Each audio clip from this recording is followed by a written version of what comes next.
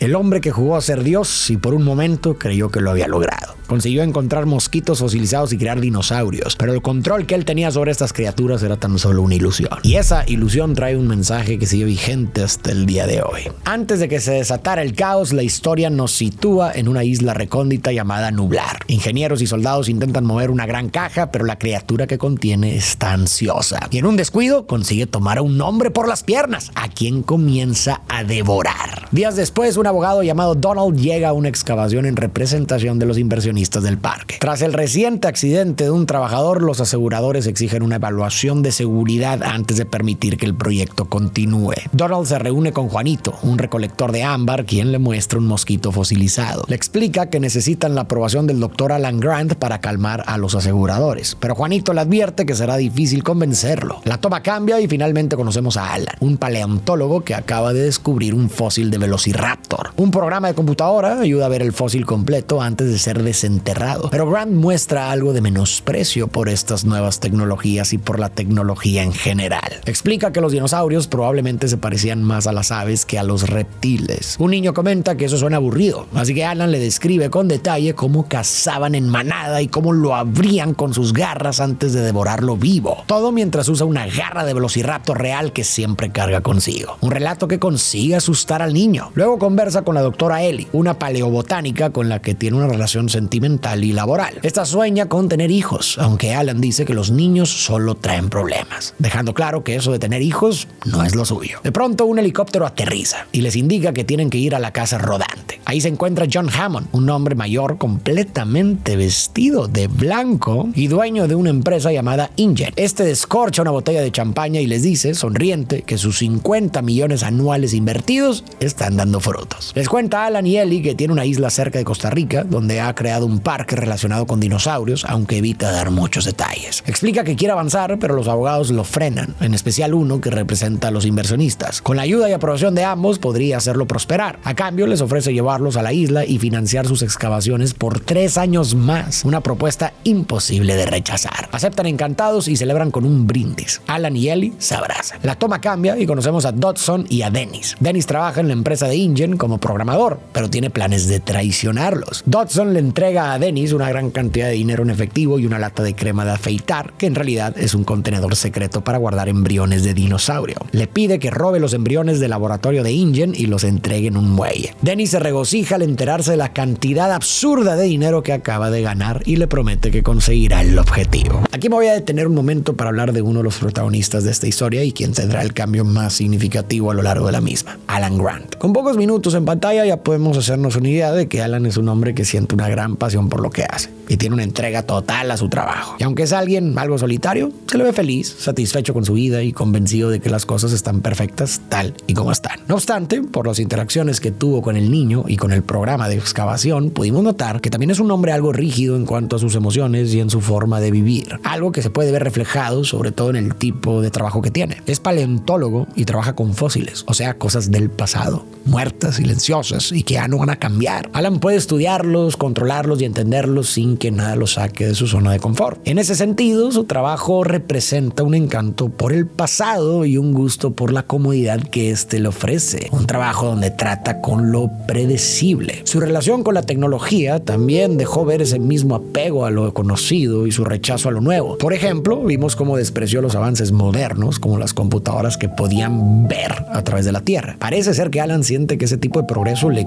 quita autenticidad al descubrimiento, pero en el fondo lo que realmente teme es perder la estabilidad que ha construido en su vida. Esa misma resistencia al cambio también se manifiesta en lo personal y podría explicar por qué, a diferencia de Ellie, Alan se niega a la idea de tener hijos. Los niños para él representan todo lo que intenta evitar: el caos, lo impredecible y el cambio en su vida. Tener hijos significaría transformar por completo su estilo de vida y enfrentarse a una incertidumbre que no puede estudiar ni controlar. Y creo que eso también podría explicar su reacción con el niño al que le contó la historia del Velociraptor. Lo hizo con frialdad, incluso con un toque de satisfacción al verlo asustado, como si necesitara reafirmar su rechazo hacia lo nuevo y lo impredecible. Alan y Ellie viajan en helicóptero hacia la isla de John junto al Dr. Malcolm, un matemático experto en teoría del caos con una actitud de rebelde, irónica y completamente vestido de negro. Al llegar, la isla resulta enorme y cubierta de vegetación. Una caravana del Parque Jurásico los recoge, mientras el abogado advierte a John que si en 48 horas no demuestra que todo está bajo control, recomendará a los inversionistas retirar su dinero. John lo tranquiliza y continúan con el trayecto, pero después de unos minutos conduciendo, los vehículos se detienen. Alan escucha ruidos extraños, así que gira la cabeza. Lo que tiene a su lado lo deja tan impresionado que voltea la cabeza de Ellie, revelándonos que en esa isla hay un dinosaurio vivo. Es un brachiosaurio que camina, come hojas y es gigantesco. Los paleontólogos no pueden ni creerlo. Cuando el abogado lo ve, exclama: "Haremos una fortuna con esto". Pero eso no es todo. Frente a ellos se encuentra un lago con más dinosaurios de distintas especies, todas juntas coexistiendo como hace millones de años. John, sintiéndose orgulloso de su proyecto, les dice a sus invitados: "Bienvenidos a Jurassic Park". Alan, sorprendido, le pregunta a John cómo logró crear dinosaurios. John los lleva a los laboratorios, donde una animación explica que extrajeron ADN de mosquitos fosilizados en ámbar y completaron las partes faltantes con ADN de rana. El grupo presencia el nacimiento de una cría, y cuando Malcolm pregunta si podrían reproducirse solos, John responde que no, ya que fueron modificados para que todos sean hembras. Sin embargo, Malcolm duda de esa seguridad y afirma que la vida siempre encuentra la forma. Antes de marcharse, el grupo observa cómo alimentan a velociraptors con una vaca viva. Ahí conocen a Robert, el guardabosques y experto en velociraptors, quien explica que son criaturas muy inteligentes y agresivas. Posteriormente tienen una comida donde se discuten las opiniones de los expertos. En primer lugar, el abogado ríe y saborea las decenas de miles de dólares que podrán cobrar por entrada. Sin embargo, Malcolm se indigna. Les hace ver que hay una falta de humildad por la naturaleza y le dice a John que no está viendo el peligro que el proyecto trae consigo. Argumenta que se colgaron del conocimiento de otros y que si bien desarrollaron avances importantes, los científicos estuvieron tan ocupados pensando en cómo podían hacerlo que nunca se detuvieron a pensar si debían hacerlo. Ella advierte que están frente a ecosistemas que no saben cómo controlar. Señala que de hecho en el edificio hay plantas venenosas, pero las pusieron solo porque se veían bonitas. Buscando algún comentario positivo, John le pregunta a Alan, quien le recuerda que humanos y dinosaurios son especies separadas por 65 millones de años de evolución y que nadie puede prever cómo resultará esa convivencia. Más tarde, los nietos de John llegan a la isla. Sus nombres son Lex y el pequeño Tim. Él los recibe con entusiasmo y los invita a continuar el recorrido en vehículos autónomos. El pequeño Tim es fan de Alan, incluso leyó su libro, pero Alan, algo incómodo, lo cambia de vehículo. Pues como ya vimos, los niños no son lo suyo. El tour comienza mientras John observa desde la sala de control, donde puede ver cada rincón del parque y comunicarse por micrófono. La primera parada son los dilofosaurios, conocidos por escupir veneno,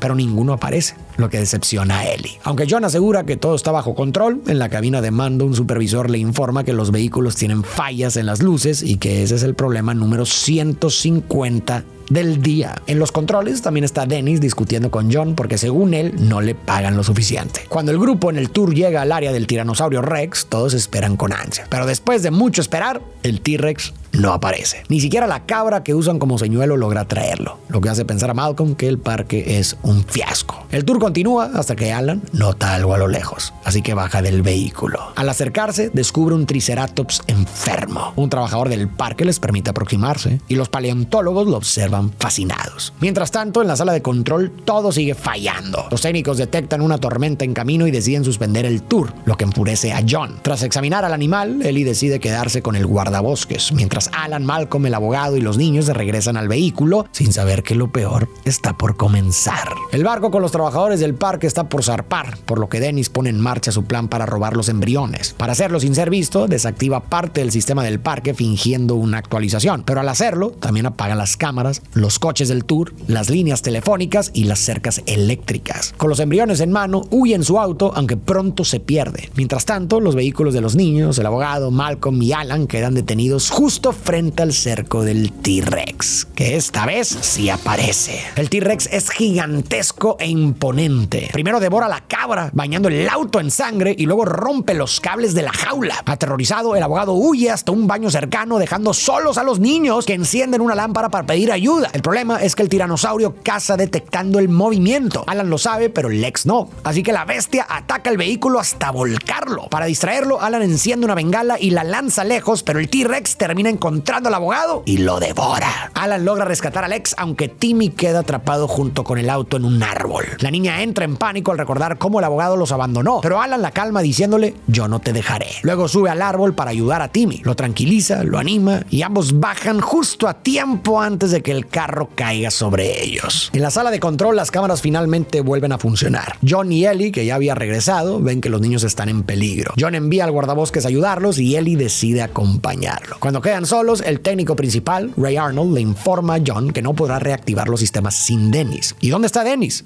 Bueno, las cosas no le están saliendo muy bien. Choca con un cartel, se pierde, baja del auto y resbala perdiendo sus lentes. Intenta buscarlos, pero luego recuerda que pronto será millonario y dice: me puedo comprar otros. Camina a ciegas hasta que, sin saberlo, entra en la jaula de los dilophosaurios, que le escupen veneno en la cara y terminan devorándolo vivo. Las muestras de embriones caen de sus manos y flotan río abajo. Estoy seguro de que cuando Dennis vio todo ese dinero que ganaría, no pensó que todo fuera a terminar en tragedia. Y esto fue porque el mal llegó disfrazado. Una idea que podemos ver recurrente en esta película, donde las peores decisiones que han desencadenado las consecuencias más terribles no han surgido del odio o de la crueldad o del deseo de venganza. Han surgido de deseos aparentemente normales como el éxito, el logro o el reconocimiento. Primero tenemos al abogado Donald. Desde el inicio él no estaba ahí por los dinosaurios o por el milagro científico. Estaba ahí porque representaba a los inversores que veían todo esto solamente como una oportunidad de negocio. Por eso su primera reacción al ver los dinosaurios fue pensar que se volverían ricos sin siquiera mostrar asombro por el logro científico. En ese gesto se vio una forma sutil de corrupción moral. No es un delito, pero sí una pérdida de la ética. Es el mal que se disfraza de eficiencia, de éxito o de visión empresarial. El abogado representaba a las grandes corporaciones y a los inversionistas que, bajo la apariencia de progreso, justifican cualquier exceso con tal de obtener un retorno. El tipo de mal que no necesita intención destructiva para causar daño, solo le basta con no mirar más allá de la ganancia. Por su parte, Dennis es un personaje que representa el mal disfrazado de la promesa de dinero y estatus. Era un empleado resentido que se dejó de seducir por la promesa de una gran suma de dinero a costa de traicionar sin importarle las consecuencias para los demás. Se justificó diciendo que no le pagaban lo suficiente o que no lo valoraban. En su caso, el mal se escondió tras frases como tengo derecho o me lo merezco. Pero esa racionalización lo cegó ante las consecuencias y su ambición terminó liberando el caos que destruyó todo a su paso, incluido él mismo. Tanto Dennis como Donald terminaron pagando el precio de haber querido más dinero, más poder, más reconocimiento y más estatus, sin importar el cómo. En ambos casos, el deseo se puso encima de la responsabilidad. Y cuando eso sucede, el mal ya no necesita una mala intención para aparecer. En este caso, tan solo bastó una decisión impulsiva envuelta en la excusa del progreso o en la necesidad de sentirse recompensado. Una vez visto esto, quiero contarte de un tema que tiene mucha relación con esto y un proyecto en el que me veré involucrado. Hay un libro que data de la mitad de la Segunda Guerra Mundial, o sea, 1942, y lleva por nombre Cartas del Diablo a su sobrino, escrito por C.S. Lewis. El libro está compuesto por una serie de cartas que el demonio Scrutopo le escribe a su sobrino Orugario, un joven diablo aprendiz. En ellas, Scrutopo le da consejos sobre cómo tentar a un ser humano, al que Scrutopo llama el paciente, para alejarlo de Dios, a quien los demonios llaman el enemigo, y conducirlo al infierno. Lo peculiar de este libro es que Lewis invierte el punto de vista tradicional, porque aquí el mal es quien habla y el bien es visto como lo indeseable. Pero esta inversión permite observar con ironía los mecanismos de la tentación, mostrando cómo los seres humanos podemos ser desviados del bien, pero no necesariamente por grandes pecados, sino que muchas veces el mal está disfrazado en pequeños egoísmos y distracciones, indiferencias, o los pensamientos de culpa y desesperanza. Más que un tratado teológico, Lewis construye un retrato psicológico de la tentación, casi un manual de autodefensa interior, sencillo, lúcido y sorprendentemente actual. Cada carta revela cómo las pequeñas distracciones pueden alejarnos de lo esencial, haciéndonos perder el enfoque y la serenidad. De hecho, acabo de prestar mi voz para darle vida a Scrutopo, es decir, el diablo tío, en el nuevo reto de la app Hallow. Te cuento un poco por si te interesa. En Hallow hay una gran variedad de meditaciones y ejercicios diseñados para fortalecer la atención, la paz mental y el crecimiento espiritual, muy en sintonía con las ideas que plantea Lewis en este libro. En este reto en el que participé, Cartas del Diablo a su sobrino, también también estarán el reconocido sacerdote Osvaldo Agudelo y Hiram Edery, de Manual para Enamorarse. Ellos compartirán reflexiones sobre la vida espiritual, mostrando que si las cartas del diablo revelan las trampas que enfrentamos, la oración o la reflexión interior nos recuerda el camino para superarlas. Pero bueno, regresando al análisis de la película, este mismo concepto del mal disfrazado lo podemos ver presente de dos formas, la que ya vimos con Dennis y el abogado, y también con la figura de John,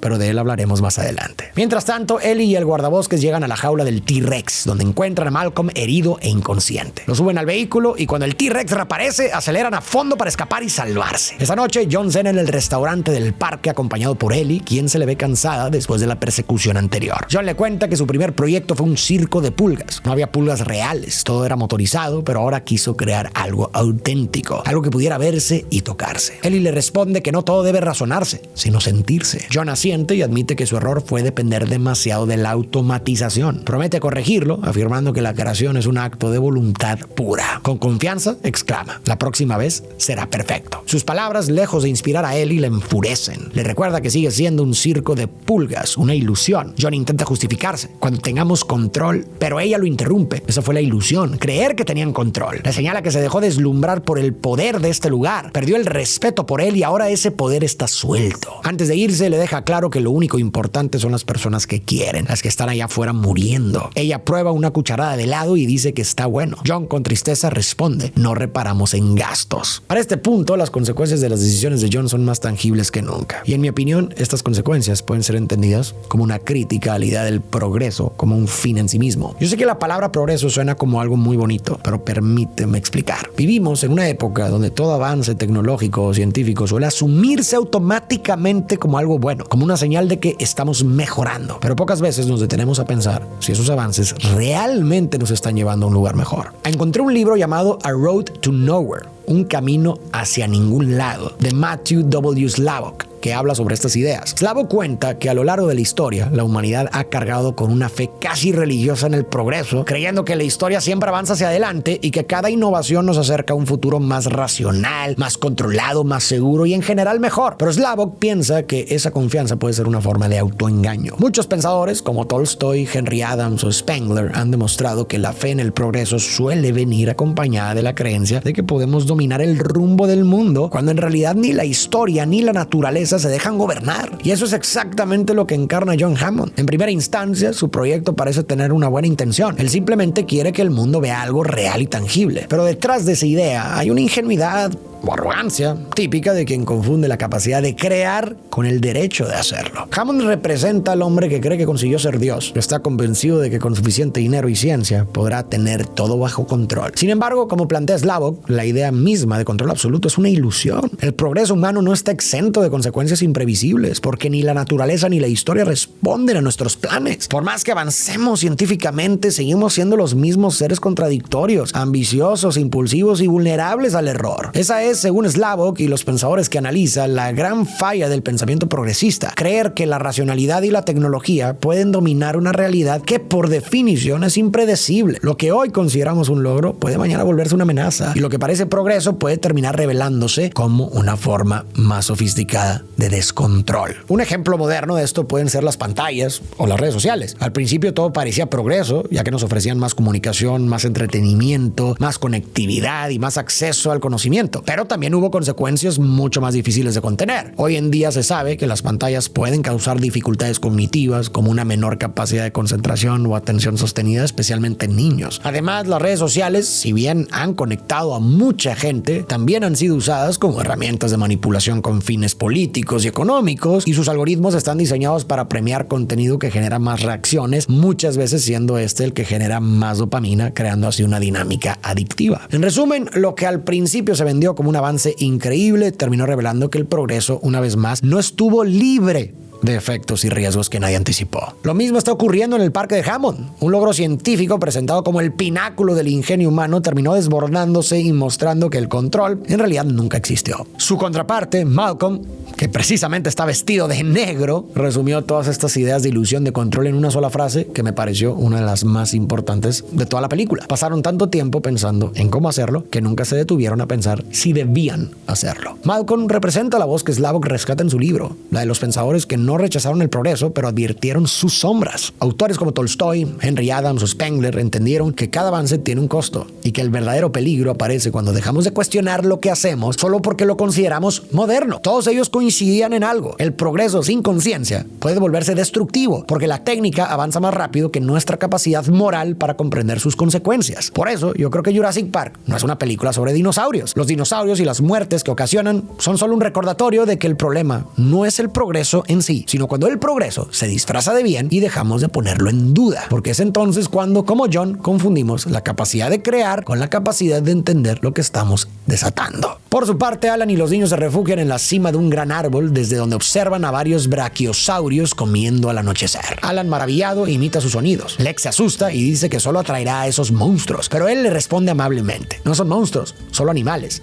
Además, son herbívoros. Sus palabras y un abrazo calman a los niños. Le preguntan qué harán él y la doctora si dejan de excavar fósiles. Y Alan responde: no sé, supongo que también tendremos que evolucionar. Luego se ríe con los chistes malos de Timmy y les dice que duerman tranquilos. Él se quedará despierto toda la noche por si los dinosaurios regresan. Antes de descansar, Alan tira la garra de Velociraptor que siempre cargaba consigo. Al amanecer, Alan y los niños despiertan junto a un brachiosaurio y disfrutan un momento de calma, hasta que descubren huevos. Los dinosaurios se están reproduciendo. Alan explica que como usaron ADN de ranas capaces de cambiar de sexo, los dinosaurios hicieron lo mismo, lo que le hace recordar la frase de Malcolm: la vida siempre encuentra la manera. Lo que acaba de suceder aquí es la muestra de que Alan está comenzando a cambiar. Literalmente acaban de tener un momento padre e hijo los tres, casi como si hubieran ido un domingo por la tarde a hacer un picnic en el parque para ver el atardecer, solo que en este caso es una isla remota con dinosaurios asesinos. Pero la esencia es la misma, una situación muy paternal. En la escena que vimos les habló con ternura, se rió de los chistes de Tim, le enseñó a Lex no temerles a los dinosaurios y hasta los tranquilizó diciendo que él se quedaría vigilando toda la noche. Y para remarcar aún más el cambio de Alan, este se deshizo de la garra, el mismo objeto con el que al inicio asustó al niño en la excavación. Un gesto que puede simbolizar el abandono de su antigua forma rígida y estática de ver las cosas. Si nos ponemos a pensar, estos cambios en Alan no han sido causados por un gran momento o una gran revelación. Alan está cambiando porque la vida lo puso en una situación donde no tuvo más opción que involucrarse. Nunca había convivido realmente con niños y de pronto estaba atrapado con dos en medio de una jungla llena de dinosaurios. El instinto de supervivencia lo empujó a protegerlos y esa misma necesidad lo llevó a pasar con ellos más tiempo del que jamás habría pensado. Y en esa convivencia descubrió que Lex no era tan insoportable como creía, que los chistes de Tim no eran tan malos y que había algo profundamente gratificante para él en enseñarles sobre los dinosaurios, en escucharlos, en protegerlos o en cuidar de ellos, casi, insisto, como un padre. Y sin darse cuenta, esa experiencia comenzó a mover algo dentro de él, algo que ya existía, pero que por temor a perder su comodidad no se había dado la oportunidad para explorar. Así que cuando dijo, supongo que también tendremos que evolucionar, reconoció, aunque sea inconscientemente, que él también está cambiando. Mientras tanto, John, el guardabosques, Ellie, Malcolm y Arnold llegan a la conclusión de que para escapar de la isla deberán de apagar todo el sistema para reiniciarlo, ya que Dennis dejó todo bloqueado. Después de reiniciar el sistema, lo único que tienen que hacer es activar los interruptores de otra zona. Arnold sale a hacerlo, pero no regresa. John intenta calmarse diciendo que es solo un retraso, que todos los grandes parques los tienen, incluso Disney. Cansado de esperar, el guardabosques toma una escopeta y sale con Ellie, pero pronto se dan cuenta de algo terrible. Sin cerca eléctrica que los contuviera, los Raptors han escapado y ahora los están cazando. La base está cerca, así que el guardabosques le pide a Ellie que corra mientras él distrae los Raptors. Ella logra llegar al lugar y, guiada por radio por John, comienza a reactivar la electricidad. Mientras tanto, Alan y los niños avanzan por las colinas. En el camino ven una manada de pequeños dinosaurios y al T-Rex devorándolos. Poco después llegan a una cerca eléctrica. Alan se asegura de que no haya voltaje, dándole un pequeño susto a los niños. Pero justo cuando comienzan a escalar, Ellie activa los interruptores del parque sin saber que están ahí. Alan le grita a Tim que salte, pero es demasiado tarde. La corriente lo lanza por los aires. Ellie, creyendo haber restablecido la energía, suspira.